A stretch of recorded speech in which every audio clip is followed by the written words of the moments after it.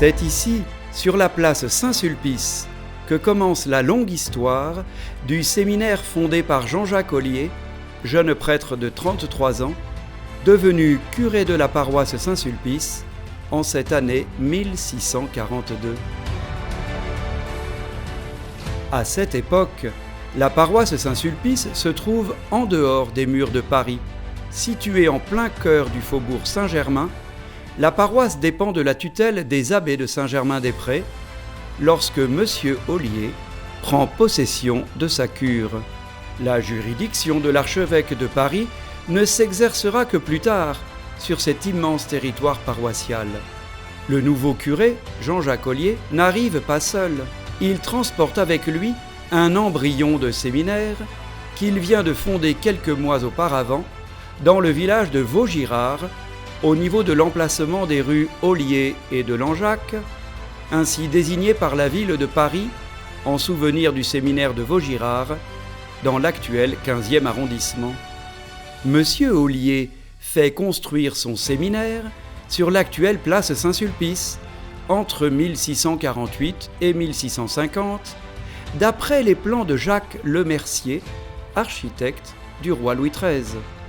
Cependant, la durée de vie de ce bâtiment sera relativement courte, puisqu'il sera complètement démoli en 1803 pour permettre la construction de la place Saint-Sulpice telle que nous la connaissons aujourd'hui. Les Sulpiciens, dépouillés de leur séminaire, se replient notamment vers leur maison de campagne à Issy, qu'ils reconvertissent en séminaire, dès l'établissement du régime concordataire ratifié par l'État français et le Saint-Siège en 1801. Napoléon Bonaparte décide de supprimer la compagnie en 1811, peu de temps après la mort de son supérieur général, M. Emery. Il faudra attendre l'ordonnance royale prise par le souverain Louis XVIII en 1816 pour que la compagnie soit rétablie durant la Seconde Restauration.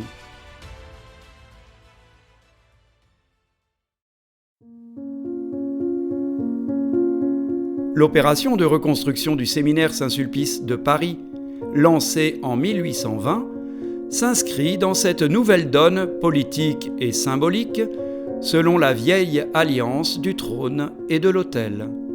Une série de 3 médailles commémore la première pierre de ce chantier de reconstruction du séminaire diocésain de Paris, l'une à l'effigie du pape Pie VII, l'autre à celle du roi Louis XVIII, et la dernière représentant la Vierge Marie, patronne principale des prêtres de Saint-Sulpice, tenant dans ses bras l'enfant Jésus. Reconstruit aux frais de l'État et de la ville de Paris par l'architecte Étienne-Hippolyte Gode, le nouveau séminaire est édifié dans un style néoclassique très épuré. Le séminaire Saint-Sulpice de Paris est affecté au théologat ainsi qu'au diaconat, tandis que le séminaire d'Issy continue de fonctionner comme philosophat.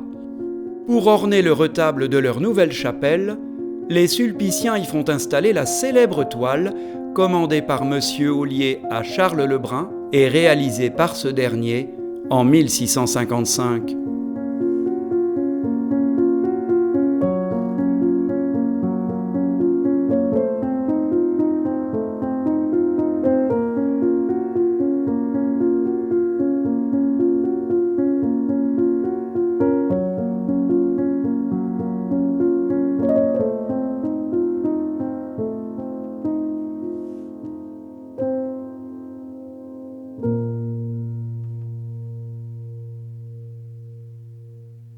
Seul vestige du premier séminaire démoli en 1803, cette Pentecôte avait suivi son nouvel acquéreur, le cardinal Fesch, primat des Gaules et oncle de Napoléon, contraint de s'exiler à Rome après la chute du Premier Empire. L'immense galerie d'art qu'il s'était constituée durant son épiscopat français permet aux Sulpiciens de repérer le tableau lors de la mise en vente de la galerie du cardinal entre 1841 et 1845. L'achat du tableau est réalisé par les Sulpiciens en 1843. Son acheminement depuis Rome vers Paris, en passant par le port de Marseille, intervient l'année suivante. On peut toujours l'admirer de nos jours dans la chapelle des Sulpiciens de la rue du Regard. C'est ainsi que le nouveau séminaire de la place Saint-Sulpice continue de fonctionner comme séminaire officiel de l'archidiocèse de Paris durant toute la période concordataire, et ce jusqu'en 1906.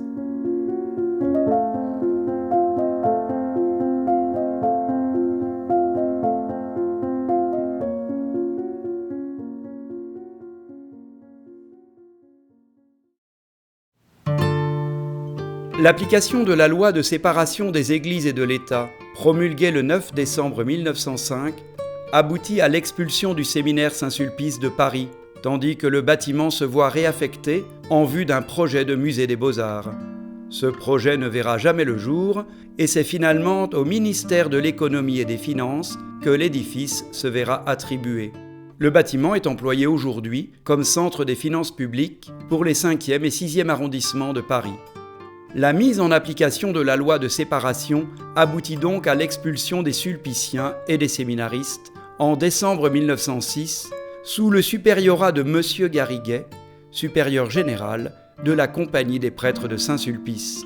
Le bulletin des anciens élèves de Saint-Sulpice de 1907 retranscrit l'échange pour le moins tendu entre le commissaire Mouquin, chargé de l'expulsion, et Monsieur Garriguet, supérieur général de Saint-Sulpice.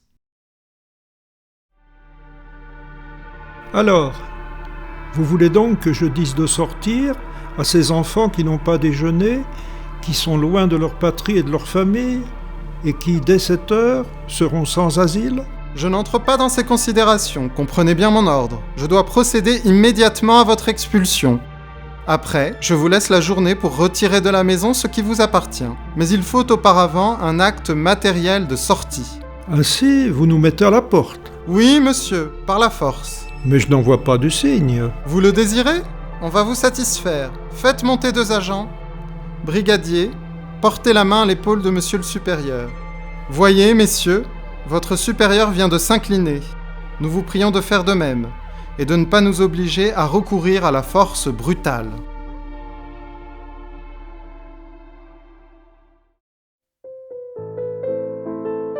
Dépossédés de leur grand séminaire parisien, les Sulpiciens se replient temporairement sur une location qu'ils prennent au numéro 19 de la rue Notre-Dame-des-Champs.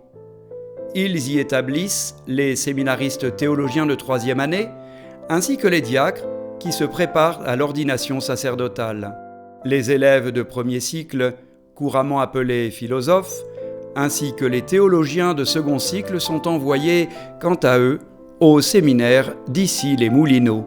Il faudra attendre l'année 1908 pour que les Sulpiciens retrouvent enfin un logement définitif dans la capitale grâce au soutien de l'archevêché de Paris.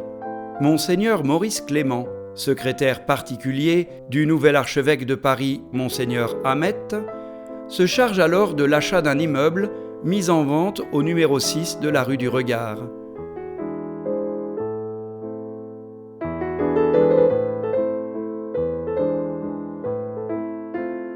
Il s'agissait à l'origine des écuries de l'hôtel de Croy, situé juste en face au numéro 5. Le transfert de propriété au bénéfice de la compagnie sera réalisé en 1977. La demeure est célèbre pour avoir été la résidence du chimiste français Henri Sainte-Claire de Ville, inventeur au milieu du XIXe siècle de l'aluminium purifié et présenté sous forme de lingots. Le nouveau point de chute des Sulpiciens à Paris avait besoin d'être adapté à l'usage de sa nouvelle destination afin de pouvoir y former les vocations sacerdotales. C'est l'architecte Paul Murcier qui sera retenu pour être le maître d'œuvre de cette réhabilitation réalisée entre 1908 et 1909. Le nouveau séminaire Saint-Sulpice de Paris est inauguré par le supérieur général de Saint-Sulpice, M. Garriguet, ainsi que par Monseigneur Hamet, à l'occasion de la fête patronale des Sulpiciens, le 21 novembre 1909.